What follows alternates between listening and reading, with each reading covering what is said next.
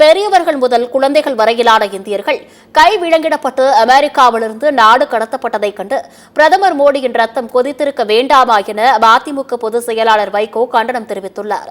அமெரிக்காவிலிருந்து இந்தியர்கள் நாடு கடத்தப்பட்டதை கண்டித்து சென்னை ராஜாஜி சாலையில் இந்திய கம்யூனிஸ்ட் கட்சியின் சார்பில் கண்டன ஆர்ப்பாட்டம் நடைபெற்றது. ஆர்ப்பாட்டத்தில் பங்கேற்று பேசிய வைகோ, கை கால்களில் போடப்படும் விலங்கை திரைப்படங்களில் மட்டுமே கண்ட நம் மக்களுக்கு அது நிஜ வாழ்க்கையில் நடந்திருப்பதாக வருத்தம் தெரிவித்துள்ளார். இதுகுறித்து கேள்வி எழுப்பி ட்ரம்பை கண்டிக்காமல் இருக்க மோடியின் கல்மடம் எப்படி இடம் கொடுத்தது என விமர்சித்த வைகோ, அமெரிக்க அதிபர் பதவியிலிருந்து ட்ரம்ப் விரைவில் தூக்கி எறியப்படுவார் என தெரிவித்திருக்கிறார். மத்திய அரசு மன்னிப்பு கேட்க வேண்டும். நாங்கள் இதை உடனே பிரச்சனையை கொண்டு வராதற்காக இந்திய மக்களிடம் மன்னிப்பு கேட்க சொல்கிறேன். இந்திய மக்களிடம் நீங்கள் மன்னிப்பு கேட்க வேண்டும். இவ்வளவு கொடுமையான காரியங்களை செய்துவிட்டு நம்முடைய நாட்டிலும் சுதந்திரதாக உணர்ச்சி, நாட்டின் விடுதலைக்கு போராடியவர்களில் தமிழ்நாடு தான் முன்னிலையிலே இருக்கிறது.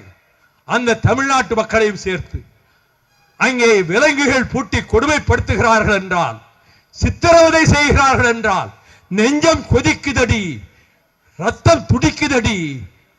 உங்களுடைய அரசு பாழாய் போன நரேந்திர மோடி அரசு அடியோடு வீழட்டும்.